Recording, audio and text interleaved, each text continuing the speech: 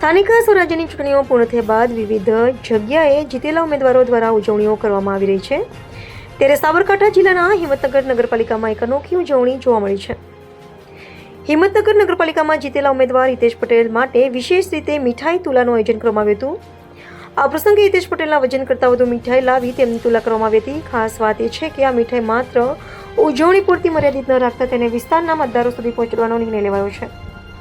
આ સાથે જ છેવાડાના મતદારો સુધી પહોંચી તેમની સમસ્યાઓ જાણી તેનું નિરાકરણ લાવવા માટે પણ એક નવી પહેલ હાથ ધરાઈ છે.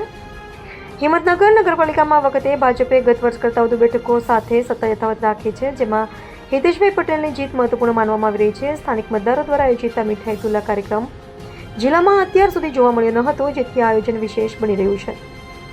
કાર્યક્રમ બાદ તમામ મીઠાઈ વિસ્તારના મતદારોમાં વેચવામાં આવશે અને આજથી જ મતદારોની સમસ્યાઓનું લિસ્ટ તૈયાર કરીને આવનારા સમયમાં તેને ઉકેલવા માટે પ્રયાસ હાથ ધરાશે.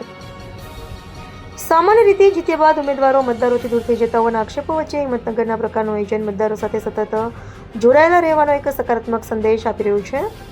આવનારા સમયમાં આ પહેલ રાજકીય અને સામાજિક રીતે મહત્વપૂર્ણ સાબિત થઈ શકે છે.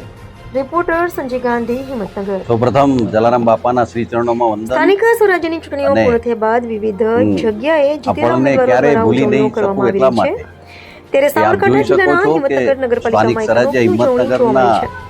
આ ચૂંટણીની અંદર હિંમતનગર નગરપાલિકામાં જીતેલા ઉમેદવાર હિતેશ પટેલ માટે વિશેષ રીતે મીઠાઈ તુલાનું આયોજન કરવામાં આવ્યું હતું. જે ભવ્ય વિજય થયો આ પ્રસંગે હિતેશ પટેલના વજન કરતાં વધુ મીઠાઈ લાવી તેમની તુલા કરવામાં આવી હતી. ખાસ વાત એ છે કે આ મીઠાઈ માત્ર ઉજવણી પૂરતી મર્યાદિત ન રાખતા તેને વિસ્તારના મતદારો સુધી પહોંચાડવાનો નિર્ણય લેવાયો છે. એટલા માટે આ સાથે જ છેવાડાના મતદારો સુધી પહોંચી તેમની સમસ્યાઓ જાણી તેનું નિરાકરણ લાવવા માટે પણ એક નવી લાગણીથી અને પ્રેમથી જોડાયા હતા. હિંમતનગર નગરપાલિકામાં વખતે ભાજપે ગત વર્ષ કરતાં વધુ બેઠકો સાથે સત્તા એ રીતે યથાવત નિભાવ્યો રાખી છે, જેમાં કે એક ઘરનો હિતેશભાઈ પર્વ પટેલની જીત હોય, મહત્વપૂર્ણ પોતાના માનવામાં પરિવારનો આવી છે. પર્વ સ્થાનિક મતદારો દ્વારા અને આયોજિત પર્વના તુલા કાર્યક્રમ અને એ મહેનતના ફળ જિલ્લામાં સ્વરૂપે અત્યાર સુધી આ જોવા જીત મળ્યો ન જે હતો, જેથી આ સમર્પિત કરી છે રહ્યું છે. કમળના નિશાનની સાથે કાર્યક્રમ બાદ તમામ વ્યક્તિગત મીઠાઈ રીતે વિસ્તારના કોર્પોરેટ મતદારોમાં તરીકે આ વેચવામાં જીતને આવશે અને આજથી જ હું આ મતદારોની સર્વે સમસ્યાઓનું મતદારો લિસ્ટ તૈયાર અને કરીને આવનારા કાર્યકર્તાને સમયમાં સમર્પિત તેને એટલા માટે કરું ઉકેલવા છું માટે કે પ્રયાસ એમનો હાથ પ્રેમ ધરાશે. અને લાગણી દ્વારા જ આ જીત સામાન્ય રીતે મળી છે જીત્યા બાદ અને ઉમેદવારો હું આ મતદારો પળને દૂર થઈ જતા હોવાના જીવનભર આક્ષેપો ક્યારેય નહીં વચ્ચે ભૂલી હિંમતનગરના શકું. પ્રકારનું આયોજન દિલથી મતદારો સાથે સૌનો સતત ખૂબ ખૂબ જોડાયેલા આભાર રહેવાનો એક આભાર આભાર. સકારાત્મક સંદેશ આપી રહ્યું છે.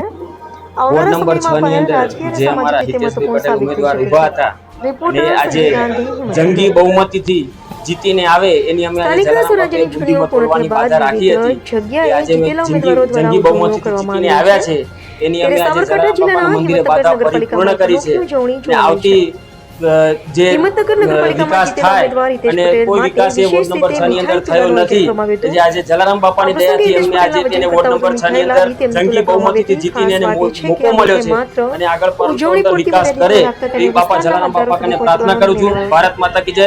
જય હિન્દ, આ જય સાથે ભારત. જ